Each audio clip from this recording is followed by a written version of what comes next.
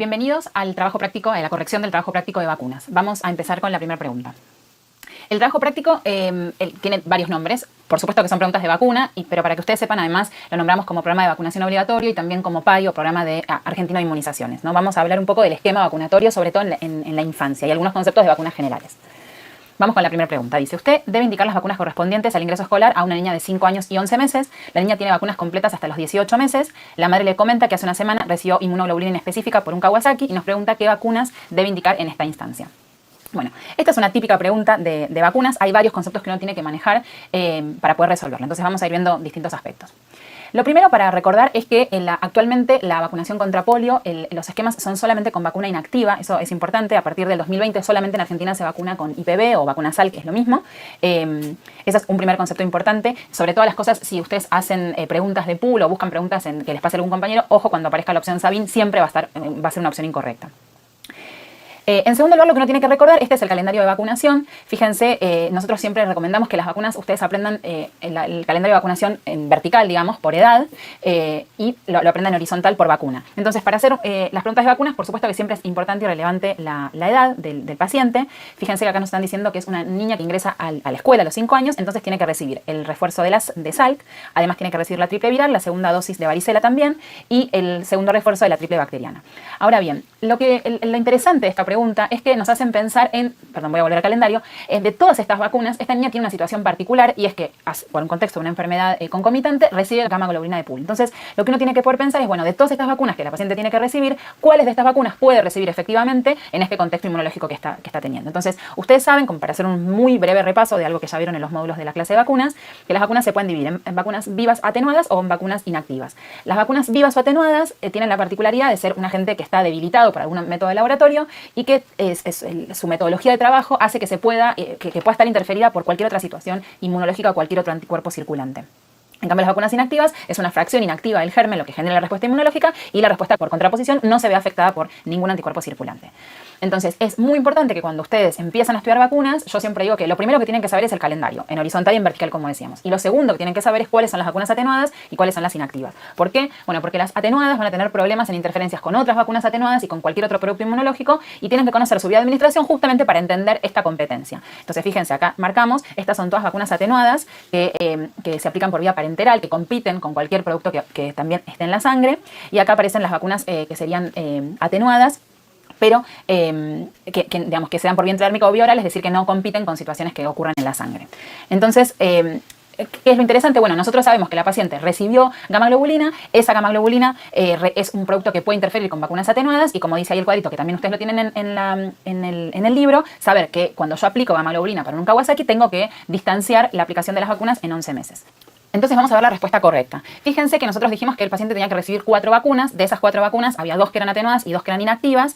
Entonces, fíjense la opción A, dice darle todas las vacunas. Salk, triple viral, triple bacteriana y varicela. Bueno, esa es incorrecta. Nosotros sabemos que de estas 4 vacunas hay 2 vacunas que son atenuadas. La triple viral y la varicela. Esas son las que tengo que posponer. Por lo tanto, la respuesta correcta es la D, ¿sí? Tengo que diferir las 2 atenuadas, triple viral y varicela.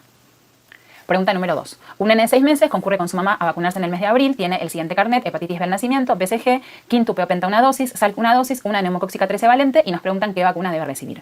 Bueno, esta es una típica pregunta de examen de residencia, es una típica pregunta con el concepto de calendario de vacunación, por eso lo que les contaba yo al principio de la charla, siempre es saber el calendario en horizontal y en vertical. Esta sería un caso de aprenderlo en horizontal. A tal edad, ¿qué vacunas hay que recibir? Siempre palabras clave en las preguntas de vacunas, la edad del paciente, y yo acá, porque obviamente el calendario de vacunación está asociado a la edad, y uno puede saber qué vacunas le faltan, o si el calendario está completo en relación justamente a la edad cronológica del paciente. Y acá yo haré un dato más, que siempre es palabra clave, y es si aparece referencia al otoño, al mes de abril, mes mayo, previo al invierno, todos serían sinónimos para la aplicación de vacuna antigripal, ¿sí? que justamente es parte de lo que hay que indicarle. Entonces, obviamente, recordar que a los 6 meses no se debe dar la vacuna de rotavirus, por eso bloqueamos la opción de rotavirus y esto que les contaba del mes de abril. Por eso la opción correcta es la A, ¿sí? Fíjense acá, yo como para contarles un poco la metodología, el calendario de vacunación hay que aprenderlo de memoria, es así. Nosotros acá lo que les sugerimos es que ustedes, si pueden tener un calendario de vacunación impreso para ir visualizándolo y hacerlo propio de ustedes, siempre marcar como yo les marqué acá la edad, los 6 meses, y después ir anotando, bueno, cuáles tiene y en función de eso pensar cuáles hay que darle. Entonces, este paciente tenía una dosis de hepatitis B, tenía la BCG, tenía una dosis de la penta, tenía una dosis de Salk y tenía una dosis de la 13 valente. con esta salvedad que a partir de los 6 meses el paciente no puede recibir rotavirus, bueno, pienso que otra cosa le voy a dar. Entonces, le voy a dar una segunda dosis de la pentavalente, le voy a dar una dosis de Salk, le voy a dar una segunda dosis de la neumocóxica y justamente, como decíamos, le voy a agregar la meningocóxica y la dosis antigripal justamente porque es el mes de abril. Y lo que no le voy a dar es la vacuna de rotavirus justamente por la edad. Pregunta 3. En ocasión del control del año de vida, prescribe a María las vacunas triple viral y varicela. Una semana más tarde, la mamá la llama y le comenta que el día de la consulta María recibió solo la vacuna triple viral, ya que la vacuna de la varicela no estaba disponible. Pregunta cuándo puede hacérsela aplicar. Y no, la pregunta del choice es cuál es la indicación adecuada al respecto. Bueno, esta de vuelta es una típica, primero que es una típica situación en una sala de vacunación, es muy común que suceda esto, que el paciente tiene que recibir un cúmulo de vacunas y alguna no la tiene, entonces, bueno, ¿cómo se trabaja respecto a eso? Y después es una típica, al ser tan frecuente en la práctica diaria, es una típica pregunta de choice. Entonces, de vuelta, lo que nosotros tenemos que pensar es los conceptos de aplicación de la vacuna es algo que ustedes tienen que tener bien certeros. Si tienen algunos módulos para ver en la parte teórica, fíjense en el libro que también está súper bien explicado. Nosotros acá tenemos que, nos preguntan respecto a 2 vacunas. Entonces, lo que yo tengo que ver de esas 2 vacunas es qué tipo de vacuna es. Si son vacunas atenuadas, si son vacunas inactivas, y en función de eso poder decidir. Fíjense que lo que yo le tengo que dar a esta paciente es la vacuna triple viral y varicela, que como ustedes saben son 2 vacunas atenuadas que además se dan por la misma vía de administración. Quiere decir que estas vacunas compiten entre sí y necesito aplicarlas las 2 juntas para que la respuesta inmune inicial sea conjunta o las tengo que poder distanciar, por lo menos en un mes. Entonces, la respuesta correcta es la opción B. Como para tener algún concepto más, acuérdense, esto es lo que ustedes tienen en el libro. Si son inactivas, se pueden administrar juntas o separadas, no importa la distancia. Si es una inactiva y otra viva, lo mismo. Y si son dos vacunas tipo vivas atenuadas, lo que hay que checar es la vía de administración. Si es la misma vía de administración, se tienen que dar juntas o las separo por lo menos en 4 semanas. Si es otra vía de administración, no pasa nada, ¿sí? Es como si fueran 2 vacunas, no es como si fueran 2 vacunas inactivas. En el concepto para el choice es como si fueran 2 vacunas inactivas, pero en realidad lo que sucede es que la respuesta inmune primaria, una ocurre en un sitio y otra en otro. Entonces, al no competir, no hay necesidad de distanciarlas. Esta de vuelta, la tablita que hay que aprenderla, bien cuál es la vía de administración de las vacunas atenuadas. Las vacunas inactivas, si quieren aprendan la vía de administración, por supuesto que no, nunca está de más ese tipo de conocimiento, pero lo que a ustedes les va a dar problemas son las vacunas atenuadas, las que comparten la vía de administración. Entonces, sepan bien cuáles son las vías de administración de cada una. Pregunta 4. ¿Qué vacunas debe controlar que haya recibido un niño de 3 meses? De vuelta, una pregunta bien de calendario. Por eso es muy importante que conozcan bien el calendario de vacunación acá en Argentina, porque hay muchas preguntas de esto. Acá la respuesta correcta es la D, ¿sí? Lo que yo tengo que chequear cuando el paciente tiene 3 meses, fíjense acá, es todo lo que el paciente recibió hasta esa edad. Entonces, sería como, hace referencia a la pregunta, si viene un paciente al consultorio, bueno, ¿qué tengo que fijarme yo que el paciente tenga completo? Entonces, a los 3 meses le tienen que haber dado lo que recibe al nacimiento, la BCG y la dosis de hepatitis B, y después todo lo que ocurre a los 2 meses, que son la neumocóxica conjugada, la pentavalente, la IPV, la primera dosis del rotavirus, y a los 3 meses recordar que podría a los 3 meses ya tener aplicada la meningocóxica o hay que indicársela. Entonces hay que pensar también en meningocóxica. Pregunta 5. Dice, Sergio de 15 meses se llevó al consultorio por un resfrío, no tuvo controles en los últimos 9 meses, presenta el siguiente carnet de inmunización. BCG, Salk 2 dosis, cuádruple 2 dosis, hepatitis B 2 dosis y nos preguntan la indicación respecto al plan de vacunación. Esta pregunta está muy buena para trabajar respecto a técnica choice. Hay algunos conceptos que ustedes tienen que manejar con soltura. En principio, lo que ustedes se tienen que acordar por técnica choice es que si hay una parte del enunciado que es incorrecto, toda esa opción va a estar mal, ¿no? Y después, en cada una de las especialidades van a ir encontrando como máximas, ¿no? Justamente esta pregunta está llena de máximas de pediatría, ¿no? Como cosas de pediatría, no de vacunas, que seguro están mal. Entonces, fíjense. En primer lugar ponemos como relevante la edad, como decimos siempre, y después algunas cosas que están mal y nos ayudan a encontrar la respuesta correcta. En primer lugar, saber que nunca se recomienzan esquemas de vacunación, ¿sí? Si el paciente tiene constatada la vacunación en su calendario o lo tiene en su historia clínica, ya sea de internación o de consultorio, esa vacuna la tiene aplicada, por eso no hay que volver a dársela. Siempre está mal recomenzar. Después, lo otro que hay que recordar es que hay algunas falsas contraindicaciones, o muchas en realidad, no algunas. Hay algunas contraindicaciones verdaderas y muchísimas falsas contraindicaciones para posponer la vacunación de los pacientes pediátricos. Quizás lo más común es esto, el catarro de vía aérea superior, que los pacientes es muy habitual que tengan un catarro de vía aérea superior o cualquier otra virosis y se pospone la vacunación. Bueno, eso siempre es incorrecto, ¿sí? El paciente tiene que estar severamente enfermo para que uno decida posponer la vacunación de las vacunas atenuadas y las vacunas inactivas, de todas las vacunas. Solamente teniendo estos conceptos podemos encontrar la respuesta correcta, ¿sí? Fíjense, obviamente recomenzar está mal, esperar está mal, ¿sí? Tanto para todas las vacunas como para particularmente algunas. Por eso la respuesta correcta es la B. Obviamente es esperable que ustedes tengan el concepto de qué vacunas, digamos, teniendo las vacunas que él tiene, completar las vacunas que le faltan. Pero utilizo esta pregunta como para pensar un poco en técnica choice y buscar estas opciones que a veces aparecen. En este caso en particular, toda la pregunta se puede responder utilizando este tipo de máximas, pero si no, a veces nos ayudan a que simplemente nos quedemos con 2 opciones. Así que es siempre muy importante tenerlo presente. Acá un poquito como para volver a refrescar esto que charlábamos.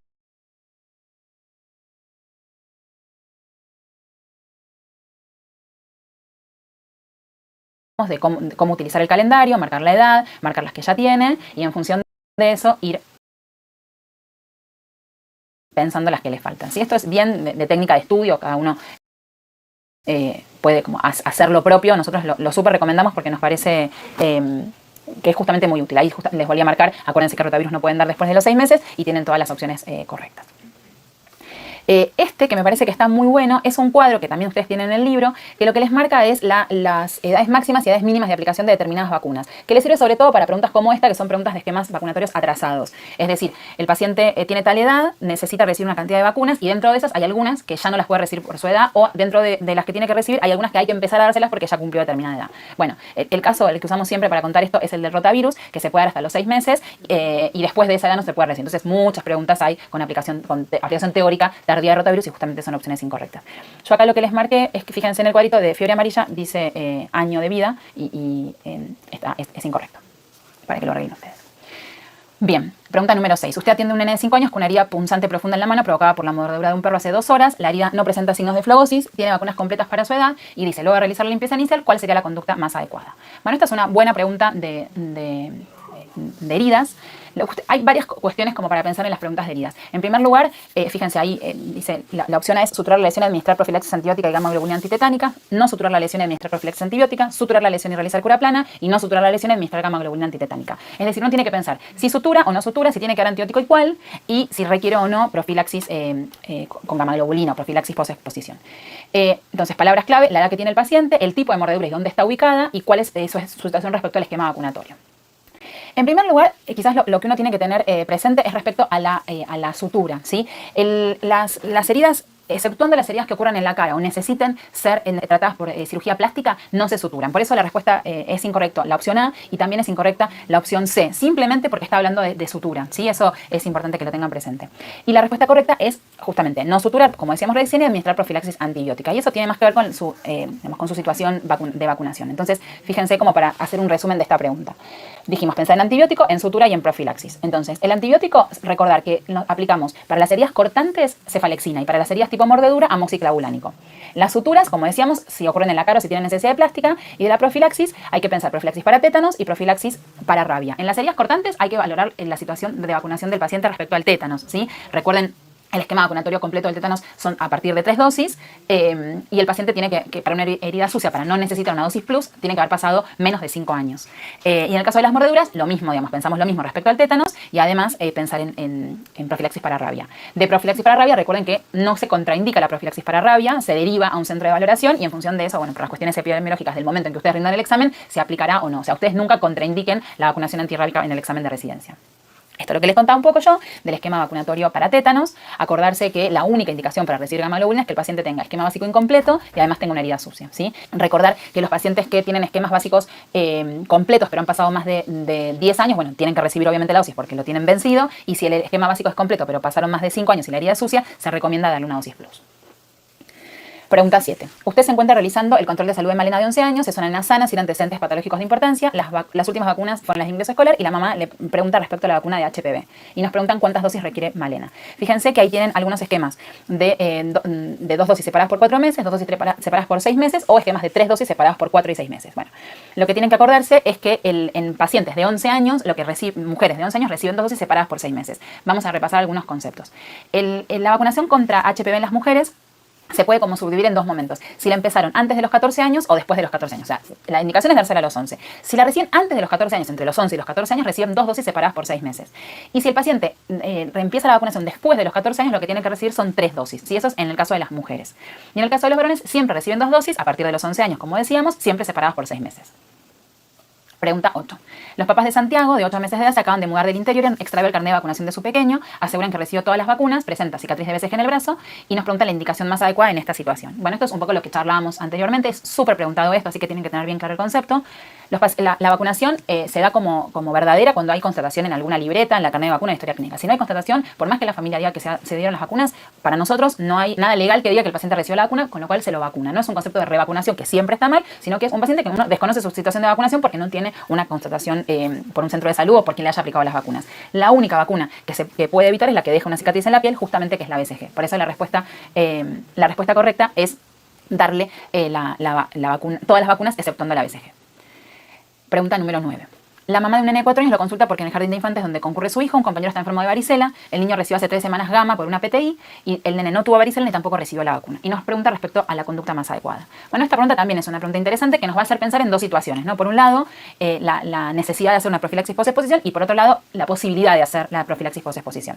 Como palabra clave, lo que estamos hablando de varicela y el paciente tiene el antecedente de haber recibido hace poco gamma globulina.